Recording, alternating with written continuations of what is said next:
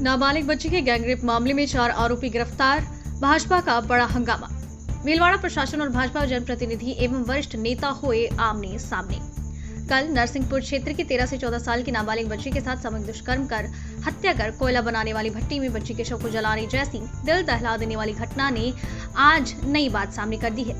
बताया जा रहा है कि उसकी किशोरी से 2 भाइयों ने दिन दहाड़े बलात्कार किया। इसके बाद पकड़े जाने के डर से उसकी हत्या कर दी और बॉडी को धधकती कोयला भट्टी में डालकर भट्टी को बंद कर दिया। 5.5 घंटे बाद जब भट्टी खोली गई तब तक आधा शव जल चुका था। ये देखकर कातिल घबरा गए और शव को भट्टी से निकालकर थैले में भरने के बाद वारदात स्थल से करीब 300 मीटर की दूरी पर एक फार्म पोंड में डाल दिया। आधे जले शव को पुलिस ने गिरफ्तार आरोपियों की निशानदेही से देर रात बरामद किया। खास बात यह है कि इस पूरी वारदात में 10 आरोपित शामिल थे। इनमें से 4 आरोपियों को गिरफ्तार किया और एक विधि से संघर्षरत बालक को निरुद्ध किया जा चुका है, जबकि 4 महिलाओं को भी डिटेन किया गया है। दोपहर में आरोपियों का मेडिकल करवाने उन्हें कड़ी सुरक्षा के बीच महात्मा गांधी अस्पताल ले जाया गया। उधर पूरे मामले में दोषी पुलिस कर्मियों को सस्पेंड करने को लेकर कलेक्टर कार्यालय में भाजपा कार्यकर्ताओं ने हंगामा किया और वहीं धरने पर बैठ गए। जनप्रतिनिधियों ने शुरू में 3 मांगे रखी, जिसमें कोटड़ी थाना अधिकारी एवं पुलिस उप अधीक्षक की लापरवाही को देखते हुए सस्पेंड करने की मांग की। संपूर्ण कोटड़ी थाने को लाइन हाजिर एवं पीड़ित परिवार को 1 करोड़ का मुआवजा दिलाना। इस अवसर पर भाजपा जनप्रतिनिधि पूर्व विधायक एवं हत्याकांड के प्रदेश अभियान प्रभारी अतर सिंह भडाना के नेतृत्व में भाजपा के कई दिग्गज नेता उपस्थित थे। शाम को प्रेस वार्ता में पत्रकारों को संबोधित करते हुए जिला पुलिस अधीक्षक आदर्श सिद्धू ने कहा कि आरोपियों को कठोर से कठोर सजा दिलवाने के प्रयास किए जाएंगे और पूरी घटना को वैज्ञानिक आधार पर सूक्ष्मता के साथ साक्ष्य संकलित कर मामले को सुलझाया जाएगा। भीलवाड़ा से नवभारत समाचार संवाददाता लोकेश तिवारी की रिपोर्ट। मिला था, क्या मामला सर? अब तक क्या सहमति बनी सर? परसों रात को कोटड़ी में जो घटना हुई उस घटना के संदर्भ में कल दिन भर घटनाक्रम चला और आज विभिन्न ग्रुप्स के लोग आए थे इस संदर्भ में अपने उद्गार व्यक्त करने के लिए और ज्ञापन देने के लिए। तो उनकी जो प्रमुख मांगे थी वो कहीं ना कहीं उनके द्वारा ऐसा फील किया गया कि जिस रिस्पॉन्सिवनेस के साथ कार्रवाई होनी चाहिए थी तो गति से वो नहीं हुई। तो जो भी व्यक्ति इसके लिए जिम्मेदार है उसके लिए कार्रवाई की जाए।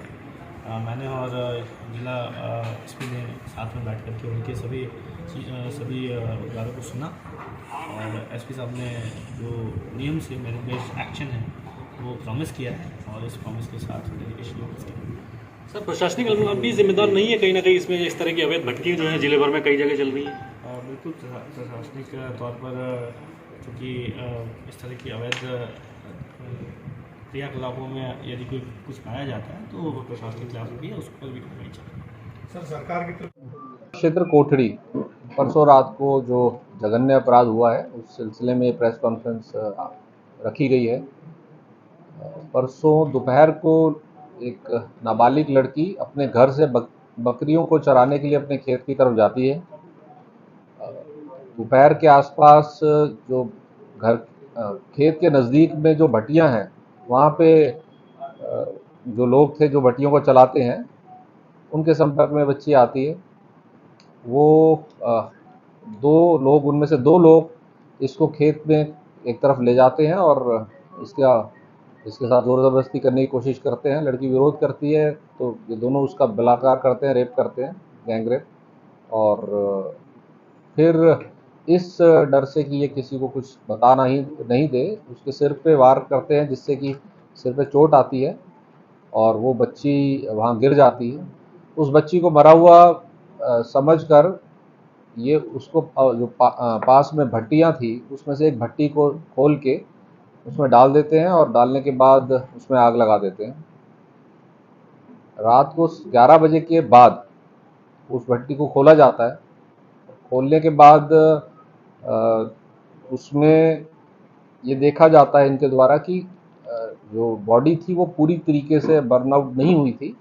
ज़्यादातर हिस्सा उसका बर्न हो गया था, पर कुछ अवशेष अभी भी जो कम थे बहुत, लेकिन अवशेष बाकी थे। तो ये इस तरीके से घबरा जाते हैं कि ये अवशेष यहाँ पर रहेंगे तो कल को जो ढूंढने लोग आएंगे तो इनका नाम उससे लिंक किया जा सकता होगा। तो उस अवशेषों को वहाँ से हटाने का प्रयास करते हैं और उसको एक थैले में डाल के नज़दीक में एक पानी है, पानी का पॉन्ड टाइप है, उसमें ये फेंक देते हैं। और इतने में 12 साढ़े 12 के आसपास ग्रामवासी भी वहाँ पर आते हैं, भट्टी को जलता देख भट्टी के नज़दीक आते हैं। तो भट्टी के नज़दीक में ही ग्रामवासियों को जो लड़की थी उसकी चप्पलें मिल जाती हैं, तो उससे इनको मोटा मोटा आइडिया होता है कि लड़की यहाँ आई थी।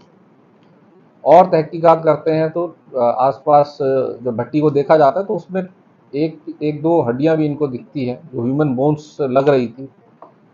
पुलिस को सूचना मिलने पर पुलिस अधिकारी मौके पर पहुंचते हैं, सीनियर ऑफिसर्स मौके पर पहुंचते हैं, टीमें मौके पर पहुंचती हैं।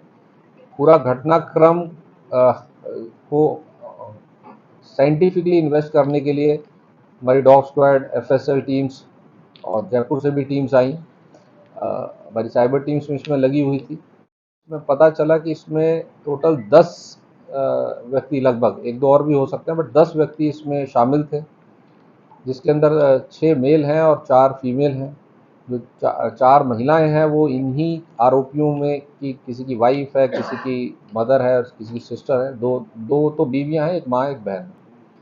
एक इसमें नाबालिग है जिसको निरुद्ध कर लिया गया है। तो आज की स्थिति में 4 लोगों को अरेस्ट कर लिया गया है और एक जो नाबालिग है उसको निरुद्ध कर लिया गया है।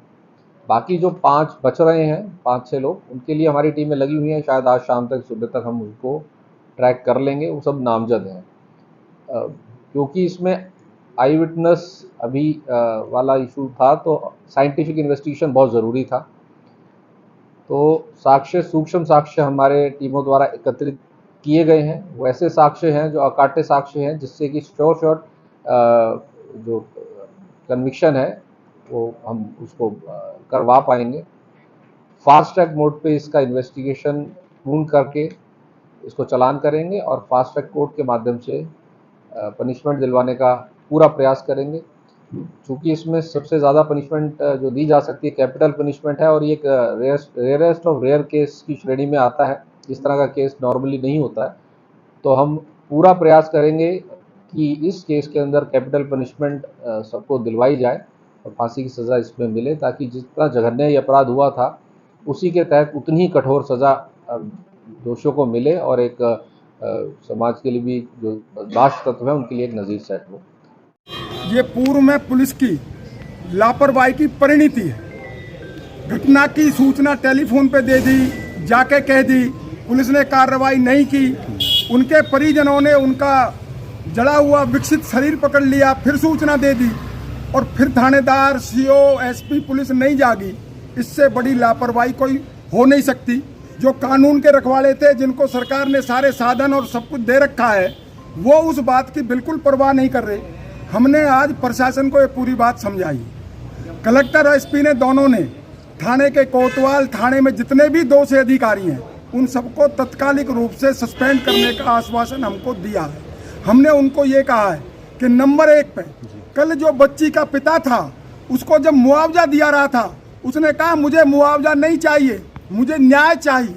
वो न्याय नंबर 1 पे है। और नंबर 2 पे उन अपराधियों को बढ़िया सजा फास्ट ट्रैक से दिलाने की और साक्ष्य जुटाने की है। और तीसरे नंबर पर आता है मुआवजा, जिसकी बात हम कलेक्टर साहब से बाद में करेंगे, जब ये 2 बातें अपने आप में पूरी हो जाएंगी। अभी दोनों आला अधिकारियों ने, कलेक्टर भी और एसपी ने भी, हमारे सारे प्रतिनिधिमंडल को 1 घंटे के अंदर कार्रवाई के पूरे आश्वासन दिए हैं। वरना हम धरने पे बैठ गए थे, तो बाद में हमारा ये समझौता हुआ कि वो भी तत्कालिक रूप से जो अपराधी हैं उन सबको सस्पेंड कर देंगे।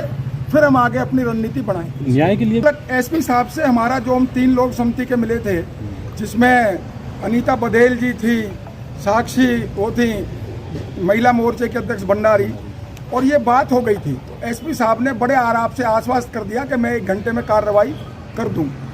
कल ये कहने के बाद भी पूरा दिन बीत गया। 7:30 बजे आईजी साहब आए, सारे प्रबुद्ध नागरिक और सारे सीनियर एमएलए साहब और सब आईजी साहब को पूरी घटना की संपूर्ण जानकारी दी। उन्होंने भी आश्वस्त कर दिया कि मैं तत्कालिक तौर से इस पर एक्शन लूँगी और कार्रवाई करूँगी। लेकिन ऐसा ना करने के बाद हम लोगों को आज आना पड़ा, बैठना पड़ा। और हम आज आपको फिर कह रहे हैं, हमारा जो सारा बड़ी संख्या है और पीड़ित लोग हैं और जो वहाँ के प्रबुद्ध नागरिक हैं कोटड़ी के, वो सारे इकट्ठे बैठे हैं। वो इस इंतज़ार में है कि हम अगला कदम और कार्रवाई क्या करेंगे। अगर प्रशासन, हमें प्रशासन से दोष नहीं, लेकिन अगर प्रशासन लापरवाही वालों को उन कार्रवाई ना करे और न्याय ना दे और साक्ष्य नहीं जुटाए, क्योंकि एक बात है जो आपकी जानकारी में होगी, उधर तो उसकी बेटी को जा रही थी और कोई हमारे धीरज जी गुजर वहाँ बैठ करके ये कह रहे थे, लीपापोती कर रहे थे, लेन देन की बात कर रहे थे, 2.5 लाख मैं दूंगा। 2.5 लाख वो कहाँ देगा? वो कोतवाल की दलाली के पैसे वो दिला देगा। और वहाँ पे 10 लाख जो स्वाभाविक तौर से सरकार के आते हैं उनको गिनवा रहे थे। प्रधानमंत्री का आवास मिलता वो गिनवा रहे थे। वो न्याय नहीं दिला रहे थे, वो लीपापोती कर रहे थे, लेन देन कर रहे थे। तो अब भाजपा की आगे क्या रणनीति है? हमारी रणनीति ये एक है कि ये काम 2 प्रशासन कर देगा, तब तीसरी बात मुआवजे की हम प्रशासन से करेंगे। तब तक हम सब लोग संगठित और आंदोलित रहेंगे। आखिरी निर्णय तक हम चैन से नहीं बैठे।